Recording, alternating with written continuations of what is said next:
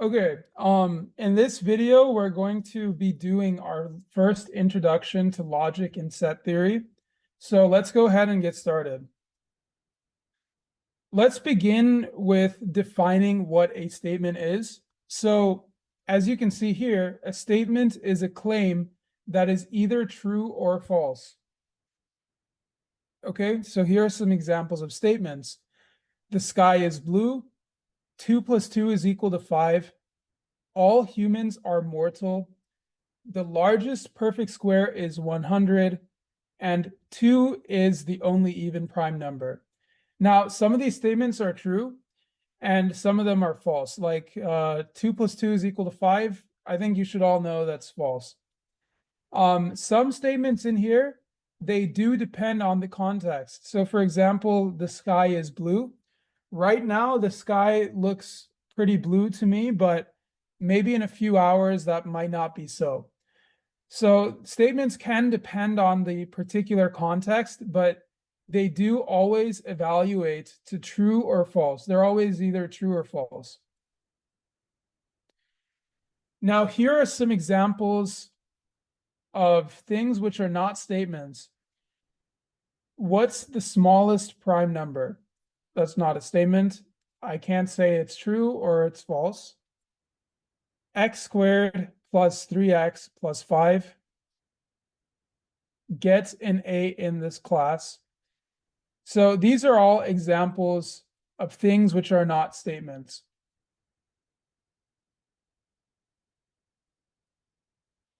Now, when we have two statements, we can connect them with and or.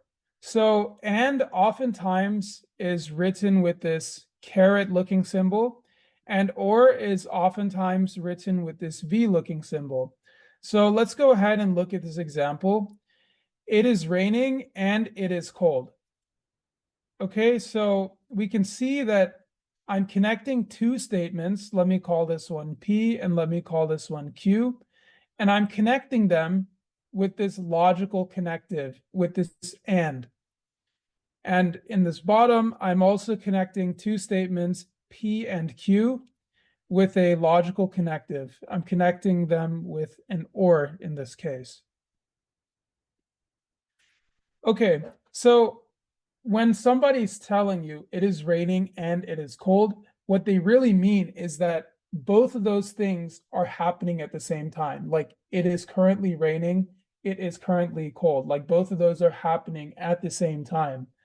So if I'm trying to like if somebody's telling me, right, like okay, it's raining and it's cold, I'm only going to decipher in my head that they're telling me the truth if both of those things are true.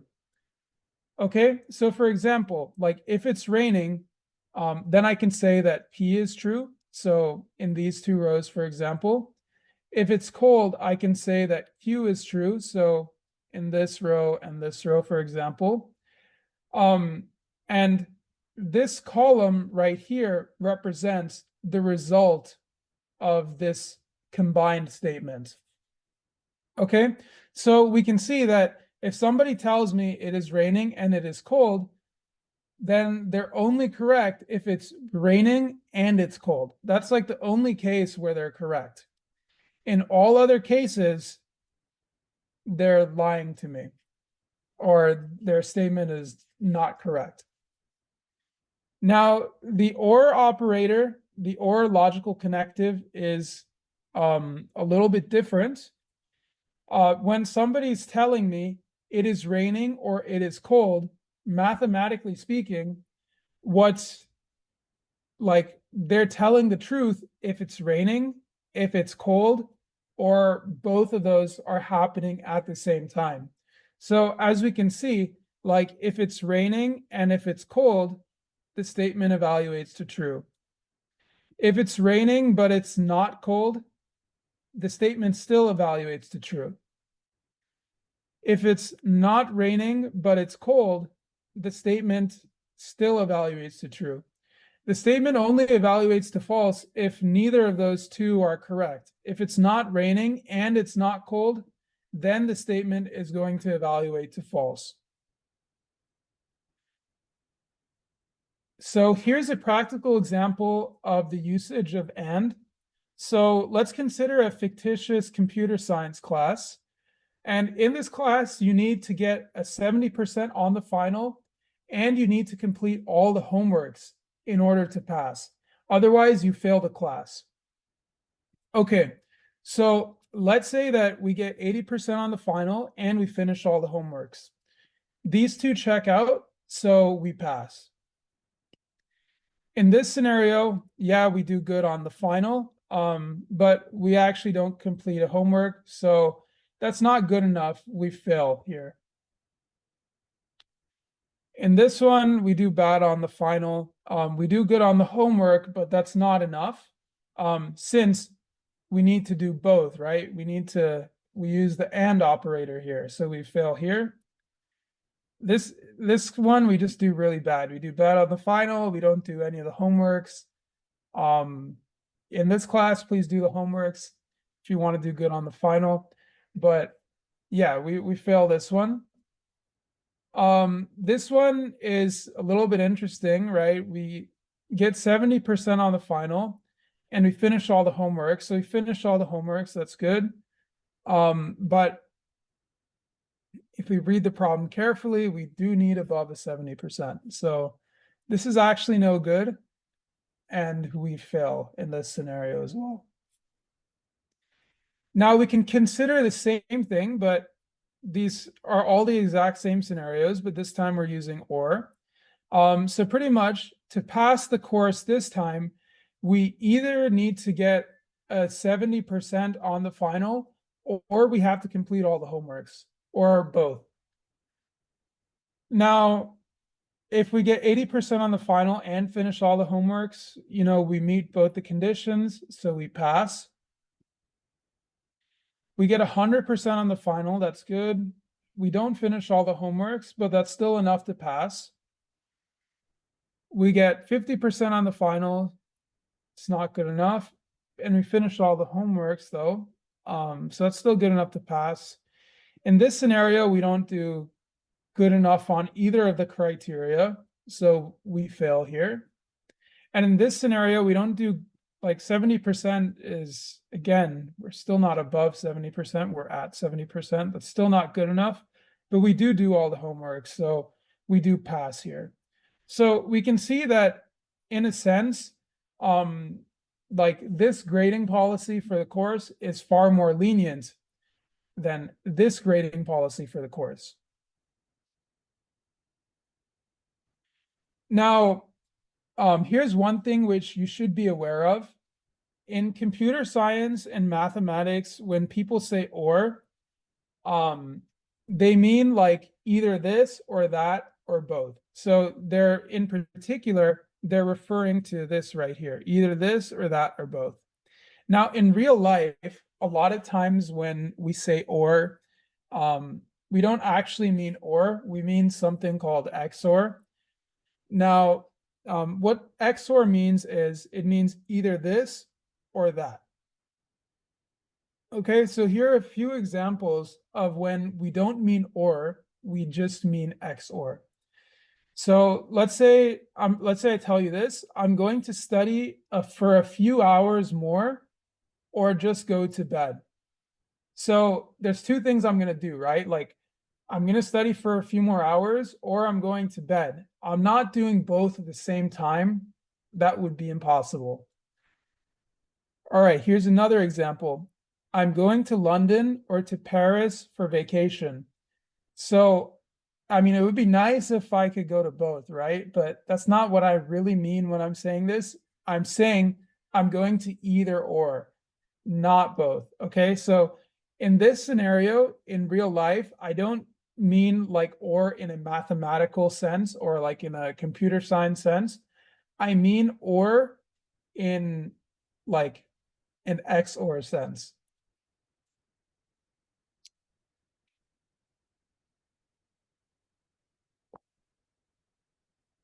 Another logical connective that is super important is the not symbol.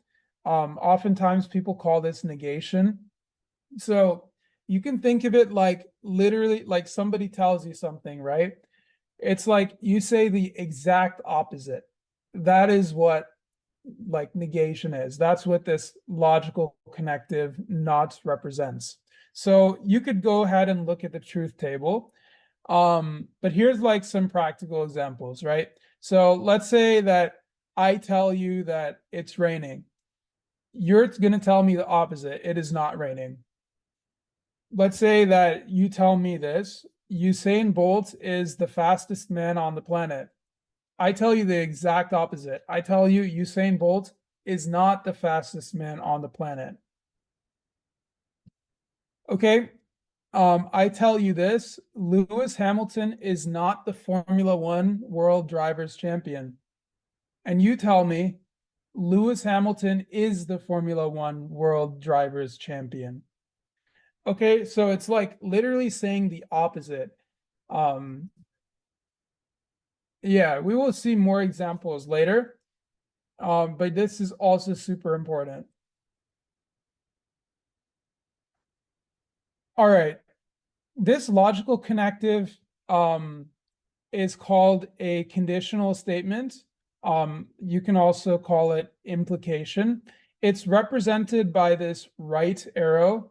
You'll also see me write it like this. Oftentimes, like to be very honest with you, I write it like this more than this, but either way you write it in this class, that is totally fine with me.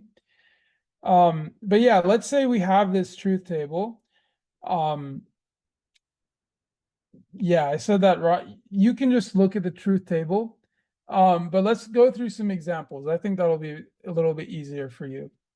So here's an example. If it is raining, then the ground is wet. So what does that mean? That means that like the act of it raining will certainly confirm to us that the ground is wet. Okay.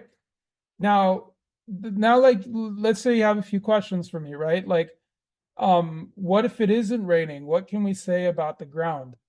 Well, we can't really say anything about the ground. Like, I mean, maybe we would think that the ground wouldn't be wet, but like the ground could be wet for other reasons, right? So we can't really say. What if the ground is wet? Is it necessarily raining? That's also not true. Like the ground could be wet for other reasons. Now, what if the ground isn't wet? What can we say? Maybe you can take a second to pause. Yeah, so if the ground isn't wet, then it's definitely not raining, right? Like if it was raining, then the ground would be wet. So like if the ground isn't wet, like it's definitely not raining.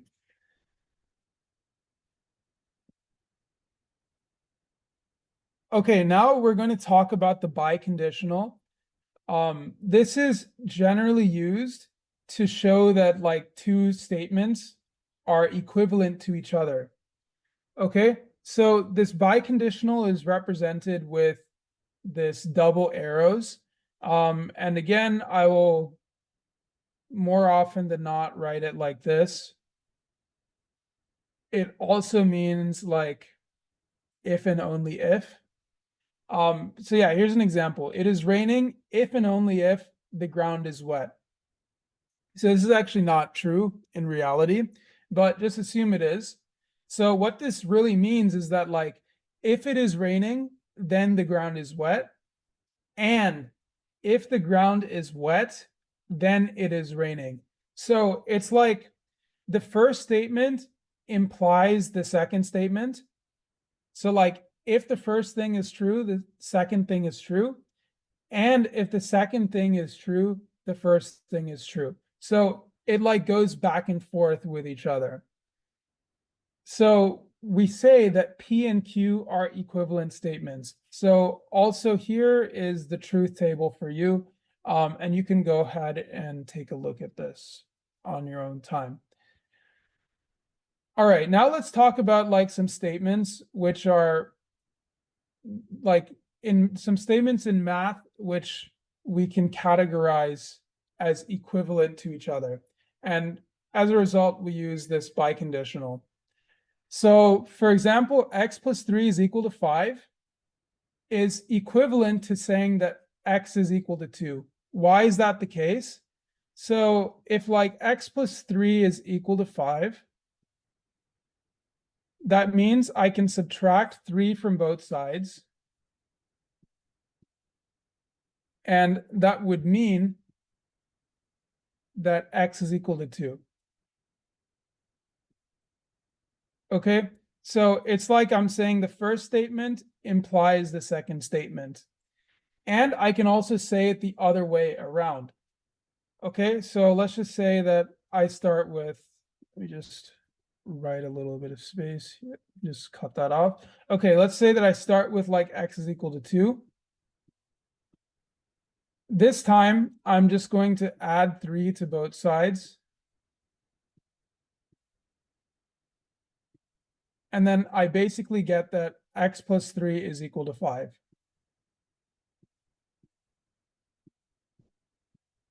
So starting from this statement, I can show that this statement is true. So since I can do it both ways, I know that those two statements are equivalent to each other. Okay, here's another example from geometry.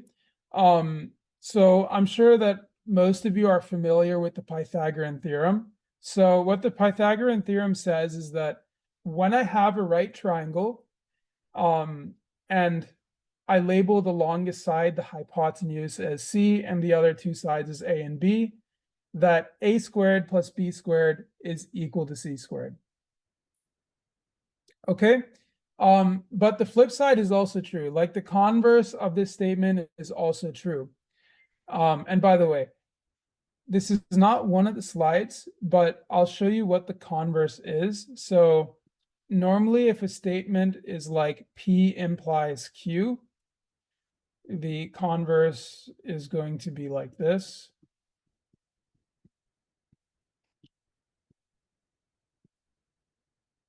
Q implies P. Okay, so yeah, so Pythagorean theorem says, okay, if the triangle is a right triangle, then A squared plus B squared is equal to C squared. Now, interesting fact is that if A squared plus B squared is equal to C squared, then the triangle, actually, it has to be a right triangle. So it like goes both ways.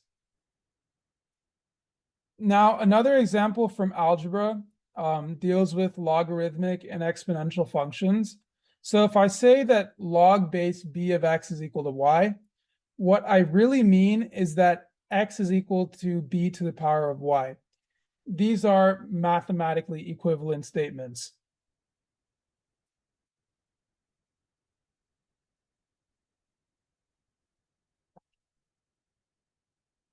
All right. So like, why is this stuff useful? This stuff is useful for like figuring out what is true in mathematics. Oftentimes, like when you're coding as well, it's really nice to know that your code is correct because math shows you that it's correct. So this type of stuff is super useful. And a lot of times when we're proving things, we're just like directly proving them. So like if I'm trying to show that that Q has to be true, like I can oftentimes assume that I can assume like some well-known fact or something. I assume I have some information, and just like based on that information, I can just like show what I'm trying to show is correct. Now, maybe that's not like super clear to you, but let's go over some examples. All right. So first example, in this problem, we're trying to show that the sum of any two even numbers is even. Okay, so let's just say that I have two even numbers, x and y. I'm not going to write out every single word. On the exam, please do write out all the words, but let's just say I have x, y as even numbers. What this means, and as you see, I'm using this arrow for implies. So what this means is that I can write x as the product of some other integer, x1, and I can write y as the product of 2 and some other integer y1. Okay, so now I want to show that the sum of these two is even. So, okay, let me take the sum of these two. So I do x plus y. And let me just use this here. I have 2x1 plus 2y1. And I can factor the 2 out. And I basically get that this is 2 times x1 plus y1. But x1 plus y1 is an integer. So that means that x plus y is 2 times an integer. So that means that x plus y is even. Okay. All right, I was missing an implies, but all right, so this means that x plus y is even.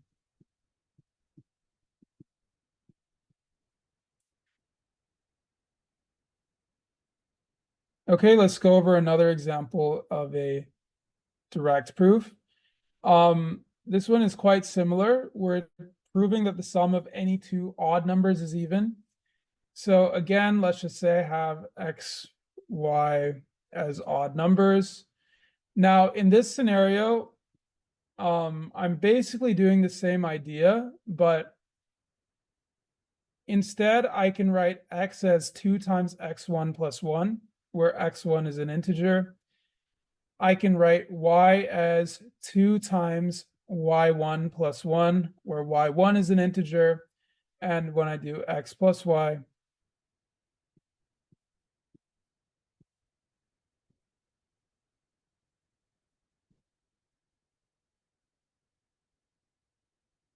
two x1 plus 1 plus 2 y1 plus 1, which is equal to 2x1 plus 2y1 plus 2, which is equal to 2 times x1 plus y1 plus 1,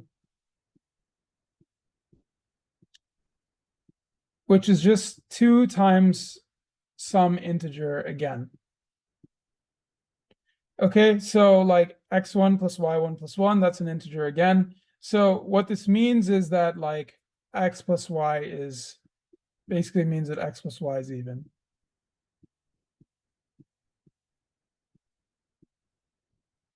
So this is like a direct proof. Like I start with the information that I know, and I pretty much use it to prove what I'm trying to prove. All right, here's another example of a direct proof. Prove that the difference between any two consecutive squares is an odd number. So let me just tell you what consecutive squares are. So for example, like 1 squared and 2 squared are consecutive squares. So like 1 and 4. Another example is like 6 squared and 7 squared, they're consecutive. So like 36 and 49. So as you can see, like the difference between these is 3. The difference between these is 13. So you can like see, right? Like these are odd, but just by showing if that, it's odd for a few examples, that might be like a good problem solving strategy, but that doesn't really show us like, like the difference is always odd, right? So the idea is, how can we do this? And there's like a pretty nice proof with algebra. So here's the proof. So let x be the smaller integer, or like, okay, I'll just say like this. I'll say like, let the squares be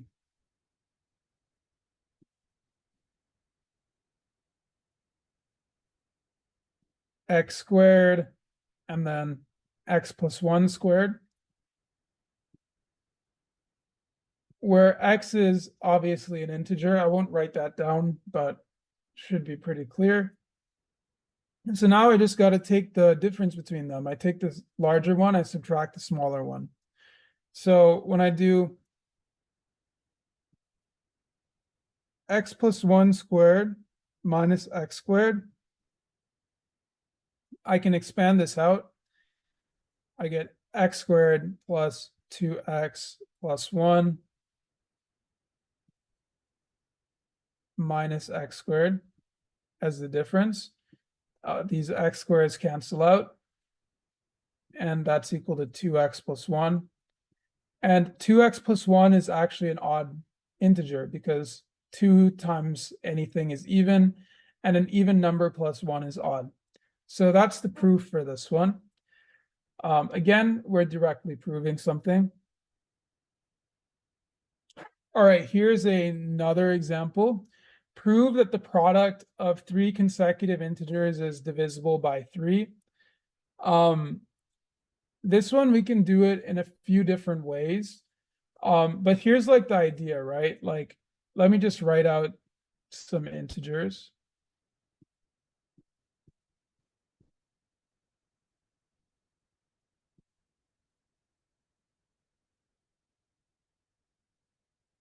So let me just look at their remainders when I divide by 3. So for example, when I do 10 divided by 3, I get a remainder of 1. When I do 9 divided by 3, I get a remainder of 0. When I do 8 divided by 3, I get a remainder of 2. When I do 7 divided by 3, I get a remainder of 1. 6 divided by 3, I get a remainder of 0. 5 divided by 3, I get a remainder of 2. 4 divided by 3, 1. 3 divided by 3, 0. 2 divided by 3, get a remainder of 2 and 1. And it'll really keep going in both directions. But here's like the basic idea, right? Like I can either choose integers like this, like with remainders 1 to 0. I can choose like consecutive integers like 2, 0, 1 with like those remainders. I can choose consecutive integers with remainders of 0, 1, 2. So basically, like I can split this problem into 3 separate cases. So for example, if the remainders are 1, 2, and 0, I'm just using shorthand, by the way. You don't have to, like, I'm just trying to communicate the idea. I'm not trying to be like super formal here. But if the remainders are like 1, 2, and 0, when I multiply them together, I can just multiply the remainders and then just like calculate the remainder of that when I divide by 3. So like pretty much I'll end up doing 1 times 2 times 0, and I get 0.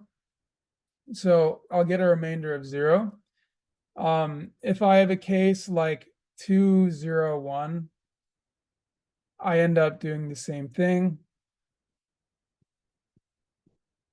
and I get a remainder of 0. If I have a case like 1, what's the other case? Like 0, 1, 2.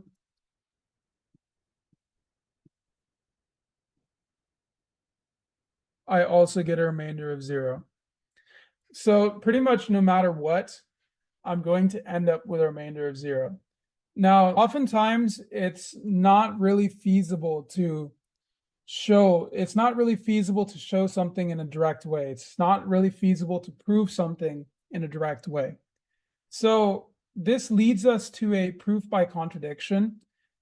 So I can show that like P implies Q by finding a way to show that P implies not Q leads to some sort of contradiction. So here's our first example. So if AB is equal to 0, then A is equal to 0 or B is equal to 0. So let's just assume first that AB is equal to 0 and that A does not equal to 0 and B does not equal to 0.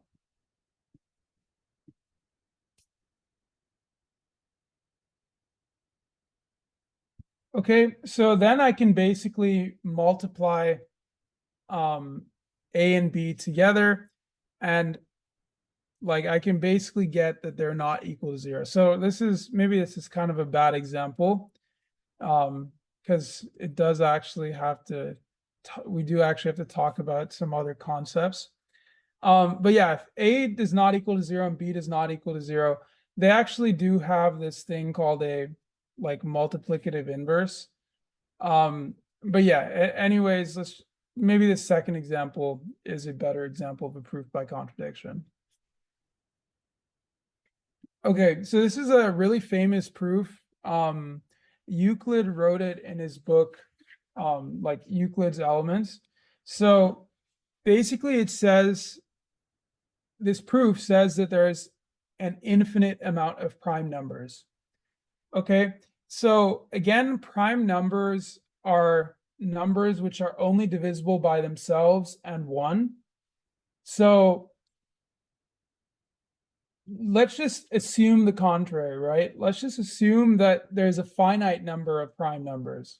So we're going to assume that the prime numbers are like the following. Assume that the prime numbers are like P1, P2, all the way until Pn. And we can just assume that these are like in increasing order. It doesn't really matter, but feel free to assume that. Okay. So we can actually make an even greater number, which is actually prime. So this is the proof which Euclid came up with. So notice that the product of all of these numbers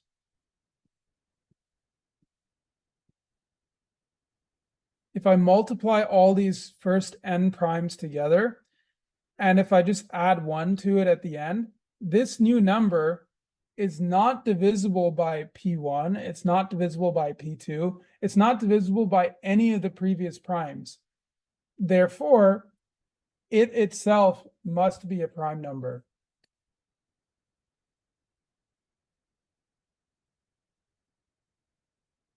Okay, here's another example. This one is a little bit harder. Also a very popular question. So we're going to try to prove that the square root of 2 is an irrational number. So the proof goes like this. Assume that the square root of 2 is equal to a over b, where like these are reduced as much as possible, right? This is a simplified fraction. What does that actually mean? That means that the GCD of a and b is equal to 1.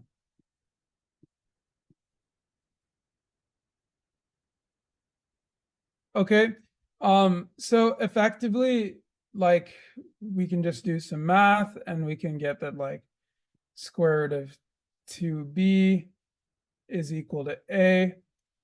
What does this mean? Like, let's just square both sides. We get that 2b squared is equal to a squared. Now, there's like two cases, right? So first of all, a and b are integers, right? So it can't be an odd number because if a was an odd, okay, sorry. So yeah, so a cannot be an odd number because if a was an odd number, then a squared is odd. But when I have 2 times b squared, I pretty much have 2 times the number. So like this is going to be even. So I know that a must be even.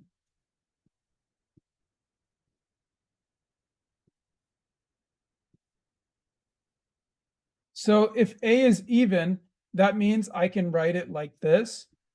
So this means that 2b squared is equal to like 2a1 squared.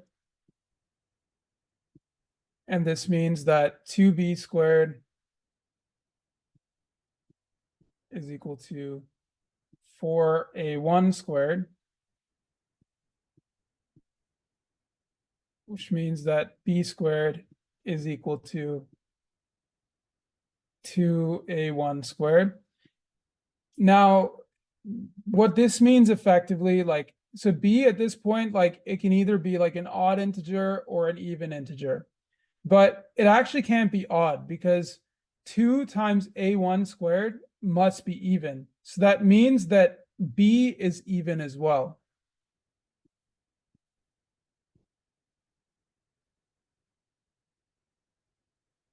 So like if a is even and b is even, that means they're both divisible by 2, which means that the GCD of a and b, it's like at least 2, right?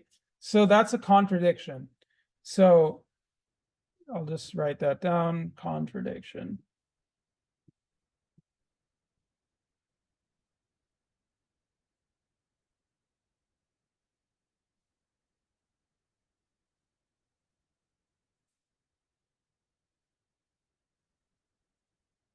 Okay, here's another way in which we can prove things. So instead of showing that P implies Q, we can alternatively show that not P implies that not Q implies not P.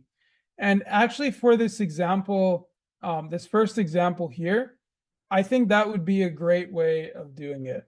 So let's just remove contradiction and let's just do contrapositive.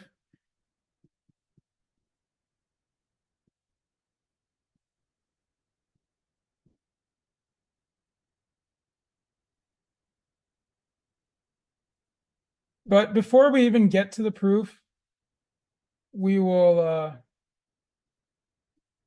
before we even get to the proof, we'll like talk about what a contrapositive is. Okay, so for example, let's look at the statement, if a number is divisible by 6, then it is divisible by 3. That is like a true statement. Like in reality, if a number is divisible by 6, it's divisible by 2 and by 3. But the contrapositive is also a true statement. If a number is not divisible by 3, then it is not divisible by 6. Also true. Okay, for the statement, if it is raining, then the ground is wet. The contrapositive is, if the ground is not wet, then it is not raining. That's also true. Now, the contrapositive is really like very intuitive in a way. And why do we even care about the contrapositive? It's because sometimes the contrapositive can lead us to an easier proof. Now let's go back to this example and let's go ahead and prove this with a proof by contrapositive.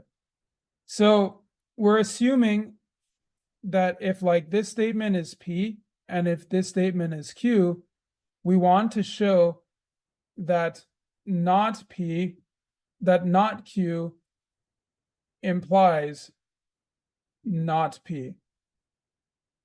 So what does not Q mean? Like if Q is A is equal to 0 or B is equal to 0, the negation of that means that like neither of them are equal to 0.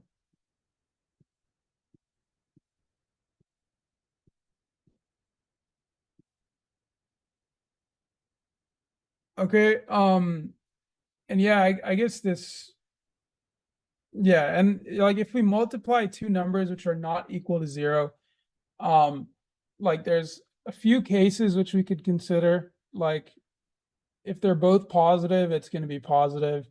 If one of them is positive, one of them is negative, it's going to be negative. If they're both negative, it's going to be positive. But pretty much this tells us that like AB does not equal to 0. Okay, so that's that. Let's go through this proof right here. All right, suppose that n, so this symbol means in, by the way, or is an element of. And we didn't talk about sets yet, but this is like the set of integers. So it's kind of like a collection.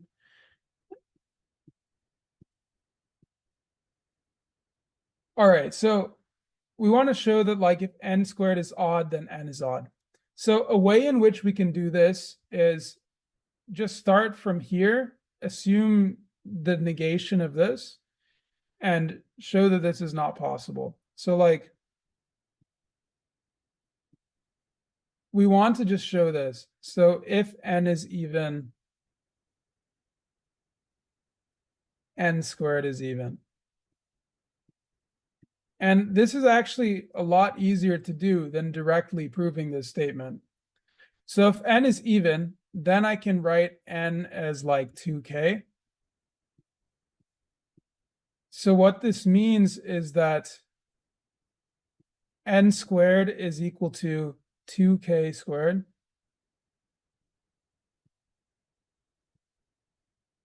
Which is equal to 4k squared, which is like, basically it's like 2 times something. So since it's 2 times something, this means that n squared is even.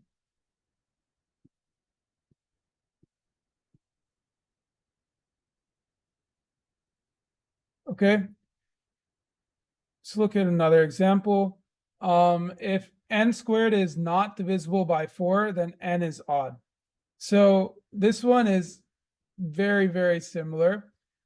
Instead of just showing this statement, we can just show this. If n is even,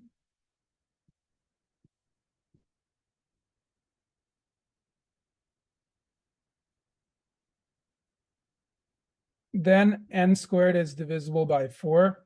The way this reads is 4 divides n squared. So n squared is divisible by 4. And the proof for this is actually the same as the proof above. Like if we just assume n is equal to 2k, then we can see that n squared is equal to 4 times k squared. So like this is equal to 4 times something, right? So I'll just write that again.